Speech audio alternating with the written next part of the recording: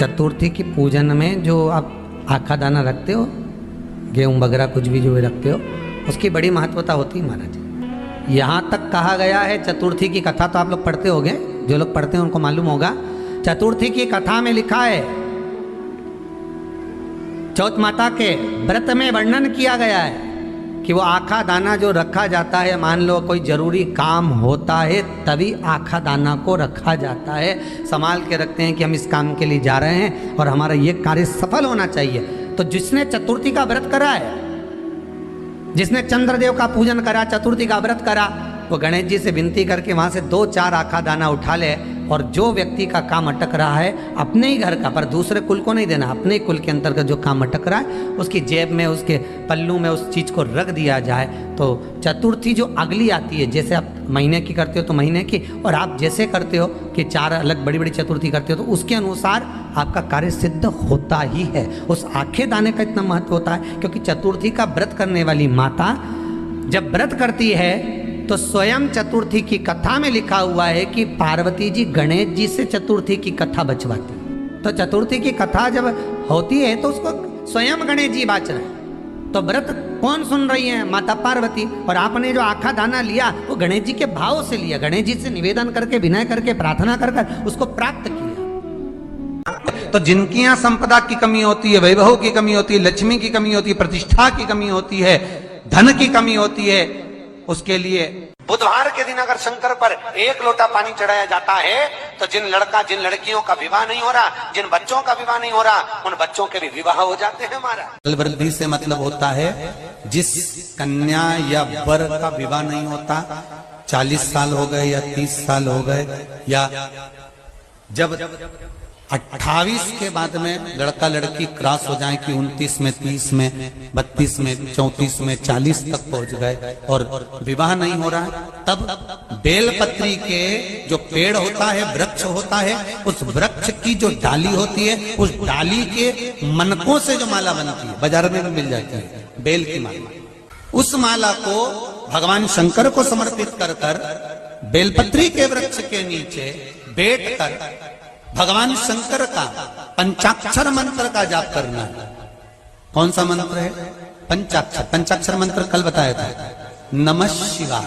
अगर रसोई घर से भोजन में तुलसी डलकर अगर ठाकुर जी के सामने वो थाली रखी तो ये पक्का है वो थाली ठाकुर जी नहीं जीमेंगे, क्योंकि उसमें तुलसी रखी हुई आई है। हाँ, जब ठाकुर जी के सामने थाली रखा गई और तुमने थाली रखने के बाद में मंदिर के सामने बैठ के फिर तुलसी डाली तो ठाकुर जी उसको स्वीकार कर लेते हैं। क्यों? क्योंकि 33 करोड़ देवी देवता एक जगह पर विराजमान हैं। जब हम थाली रखते हैं, प्रथम देव उस भाग को ग्रहण कर ले। जब तक तुलसी डालते हैं, प्रथम देव अपनी दृष्टि हटा लेते हैं। समय होता है, एक टाइम होता है, एक पल होता है, एक घड़ी होती है कि गणेश जी महाराज हमारे घर में आ गए। गणेश जी की सबसे पहली जो आरती हो, उस आरती के समय पर अगर धूप बत्ती जलाई जाए या गोबरी को जलाकर उसमें गूगल छोड़ी जाए और गूगल छोड़ने के बाद गणेश जी का नाम ध्रुम वर्ण कह दिया जाए तो गणेश जी को तुम्हारे घर की पूजा स्वीकार करना पड़ती है। बस वो समय हम जानते, हम तो बस उतना जानते हैं कि शिव महापुराण में लिखा और मुद्गल पुराण में लिखा, गणेश पुराण में लिखा, गणेश जी का एक नाम होता है ध्रुम वर्ण। क्या नाम है? ध्रुम वर्ण गणेश जी का एक नाम होता है। जब हम धूप जलाकर और धूप लगाने के बाद में गणेश जी की सबसे पहली आरती करने के पहले अगर हम सबसे पहली आरती गणेश जी की कर रहे हो, अपने घर में स्थापना कर रहे हो, बिठा रहे हो, और तुम चाहते हो कि गणेश जी मेरे घर में आके मेरी पूजा को स्वीकार करें और जो मांगू मेरा गणेश मुझे दे 10 दिन के अंदर, तो पहला नाम लेकर पुकार लेना ध्रुम वर्ण विनायक, बैठो, बस काम हो गया। वो फिर ही होकर आता। सुंदर जोड़ी थी शंकर और पार्वती की, सही है कि गलत है? कभी नहीं झगड़ते थे। इसलिए पृथ्वी पर ना तो लक्ष्मी जी के व्रत हैं, ना ब्रह्माणी के व्रत हैं, ना इंद्राणी के व्रत हैं। अगर पूरी पृथ्वी पर सबसे ज्यादा व्रत किसके हैं? माता पार्वती। तीज का व्रत किसका? पार्वती का। चतुर्थी का व्रत किसका? पार्वती का। चौथ का व्रत किसका? पार्वती का। छठ का व्रत किसका? पार्वती का। जितने व्रत है सब माता पार्वती। गणेश जी मैया को प्रसन्न करने के लिए अष्ट रूप में धारण करते हैं। 8 रूप भगवान गणेश जी ने धारण किए। एक मयूरेश्वर गणेश, दूसरा सिद्धि विनायक, तीसरा बल्लालेश्वर, फिर वरद विनायक, फिर चिंतामणि, फिर गिरजात्मज, फिर भगवान गणेश विघ्नेश्वर अष्ट विनायक, फिर महागणपति। ऐसे गणेश जी के अष्ट नाम हुए। उस समय तिजोरी के अंदर जो गणेश की प्रतिमा रखी जाती है किस नाम से रखी जाती है? तो तिजोरी में हम जो गणेश की प्रतिमा रखते हैं वो वरद विनायक के नाम से रखते हैं। कौन सा गणेश? वरद। वरद विनायक के नाम से तिजोरी में गणेश रखते हैं। और वरद विनायक के नाम से गणेश जी तिजोरी में रखाते हैं। आपको कथा में कहा था घर में सीधी सूंड का गणेश और व्यापार व्यवसाय ऑफिस में उल्टी सूंड का गणेश होना चाहिए। वरद विनायक को तिजोरी में। जब मकान का गृह प्रवेश होता है तो गणेश जी की पूजन जो दरवाजे पर करी जाती है उसे सिद्धि विनायक गणेश कहते हैं। कौन सा गणेश? सिद्धि विनायक। जब हम घर में शुभ कार्य हो, बंदर बाल लगाएं, कोई दरवाजे पर शुभ लाभ लगाएं या स्वस्तिक बनाएं या माताएं दरवाजे पर रंगोली डाले तो उसी समय पर सिद्धि विनायक के नाम से रंगोली डालना चाहिए। तो घर में लक्ष्मी बढ़ती है, सिद्धता बढ़ती है। याद रखिए, कभी भी गणेश जी को, मिट्टी के गणेश जी लाते हो भादो महीने में, तो विसर्जन करो तो विसर्जन के समय पर 2 बिंदी, एक कंकु की एक हल्दी की, दीवार पर जरूर लगा देना चाहिए। क्यों? क्योंकि गणेश जी हमारे यहाँ आते हैं तो रिद्धि सिद्धि के साथ आते हैं, पर जब गणेश जी जाते हैं अगर हम बिंदी नहीं लगाते हैं तो गणेश जी अपनी रिद्धि सिद्धि को साथ में लेकर चले जाते हैं। पति के साथ पत्नी वापिस चली जाती है। जब हम बिंदी लगाते हैं तो उसका मतलब होता है कि हमारे घर की बहू हमारे घर में रहे, बेटा भले भ्रमण के लिए जाए। तो गणेश जी जाते हैं, रिद्धि सिद्धि घर में रह जाती है। इसलिए रिद्धि सिद्धि को घर में रखने के लिए 2 बिंदी लगाना चाहिए, एक कुंकू की एक हल्दी। रिद्धि सिद्धि। गणेश जी की प्रियता है दुर्वा। क्या प्रियता है? दुर्वा। कितनी दुर्वा गणेश जी को समर्पित करी जाती है? मात्र 5। कितनी? आज के जमाने में लोग गट्ठा बनाकर चढ़ा दें, वो अपनी जगह पर 5 दुर्वा पंचम इंद्रियों को वश में करने के लिए और भगवान के 5 जो स्वरूप हैं उनको अपने भीतर उतारने के लिए 5 दुर्वा। और दुर्वा में भी 3 गांठ।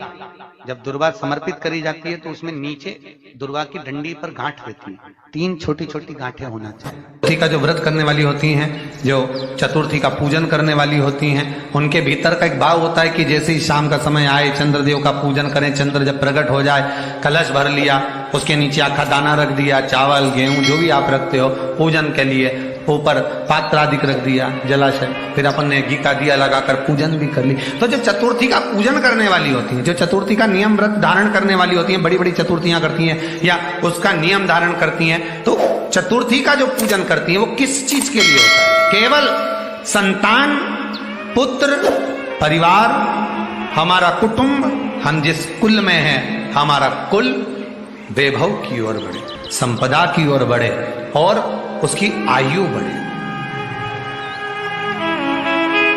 उसकी आयु बढ़े, वैभव बढ़े।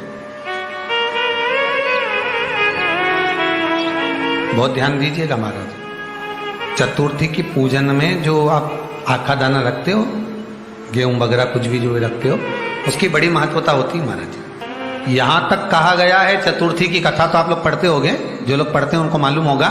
चतुर्थी की कथा में लिखा है, चौथ माता के व्रत में वर्णन किया गया है कि वो आखा दाना जो रखा जाता है, मान लो कोई जरूरी काम होता है तभी आखा दाना को रखा जाता है, संभाल के रखते हैं कि हम इस काम के लिए जा रहे हैं और हमारा ये कार्य सफल होना चाहिए। तो जिसने चतुर्थी का व्रत करा है, जिसने चंद्रदेव का पूजन करा, चतुर्थी का व्रत करा, वो गणेश जी से विनती करके वहां से 2-4 आखा दाना उठा ले और जो व्यक्ति का काम अटक रहा है अपने ही घर का, पर दूसरे कुल को नहीं देना, अपने ही कुल के अंतर्गत जो काम अटक रहा है उसकी जेब में, उसके पल्लू में उस चीज को रख दिया जाए। तो चतुर्थी जो अगली आती है, जैसे आप महीने की करते हो तो महीने की, और आप जैसे करते हो कि 4 अलग बड़ी बड़ी चतुर्थी करते हो तो उसके अनुसार आपका कार्य सिद्ध होता ही है। उस आखे दाने का इतना महत्व होता है क्योंकि चतुर्थी का व्रत करने वाली माता जब व्रत करती है तो स्वयं चतुर्थी की कथा में लिखा हुआ है कि पार्वती जी गणेश जी से चतुर्थी की कथा बचवाती। चतुर्थी की कथा बाची किसने थी? स्वयं गणेश जी महाराज ने। और सुनी किसने थी? माता पार्वती। बाचने वाले गणेश जी थे, सुनने वाली माता पार्वती थी। तो चतुर्थी की कथा जब होती है तो उसको स्वयं गणेश जी बाच रहे हैं। तो व्रत कौन सुन रही है? माता पार्वती। और आपने जो आखा दाना लिया वो गणेश जी के भाव से लिया, गणेश जी से निवेदन करके, विनय करके, प्रार्थना कर उसको प्राप्त किया। जितने आस्था चैनल पर कथा सुन रहे हो, जितने फेसबुक और यूट्यूब पर सुन रहे हो, और जितने इस छत्तीसगढ़ की पावन धरा पर बैठकर सुन रहे हो, बहुत सावधानी से सुनना। एक छोटा सा कपूर का टुकड़ा जब आरती में जलाया जाता है तो ये कपूर क्यों जलाते हैं? इस कपूर का महत्व क्या है? इस कपूर का कारण क्या है? ये कपूर है कौन जिसको हम आरती में जला? क्या जरूरत इस कपूर को आरती में जलाने की? क्या जरूरत इसको यज्ञशाला में जलाने की? क्या जरूरत है इस कपूर को पूजन में जलाने की? स्वयं गुरु बाबा कहते हैं यदि कोई आरती में, पूजन में, घर में एक कपूर का टुकड़ा आरती के बाद में जब समर्पित करेगा तो उसको अश्वमेध यज्ञ का पुण्य प्राप्त हो जाएगा। अश्वमेध यज्ञ के पुण्य को पाने के लिए कपूर का टुकड़ा आज भी आरती में जलाया जाए। एक कपूर का टुकड़ा सुख का, इसीलिए हमारे यहाँ शास्त्र कहता है महाराज, जब आपको घर में अगर ऐसा लगने लगे कि 15 दिन से बहुत बेचैनी है, बहुत दुख तकलीफ लग रही है, कोई ना कोई बीमार पड़ रहा है, कुछ ना कुछ तकलीफें लग रही है, तो एक पीपल का पत्ता ले लो, उसके ऊपर एक कपूर का टुकड़ा ले लो, सारे घर में घुमाकर उसको दरवाजे के बीच मध्य में जलाकर रख दीजिए। थोड़ी सी जला 20 से 25 मिनट के अंदर मकान में एनर्जी वापिस आ जाएगी, उस भवन में एनर्जी वापिस आ जाएगी। 20 से 25 मिनट के अंदर एनर्जी वापस। लग रहा है कि यहाँ नेगेटिव है तो उसको पॉजिटिव बनाया जा सकता है। रात को 12 बजे शंकर जी के मंदिर में शिवलिंग पर चढ़ी हुई बेलपत्री को उठाकर शंकर मंदिर का शिखर देखकर चबा चबा कर खा लीजिए। आपके पांव के घुटने बदलने की जरूरत नहीं पड़ेगी, ऑपरेशन की जरूरत नहीं।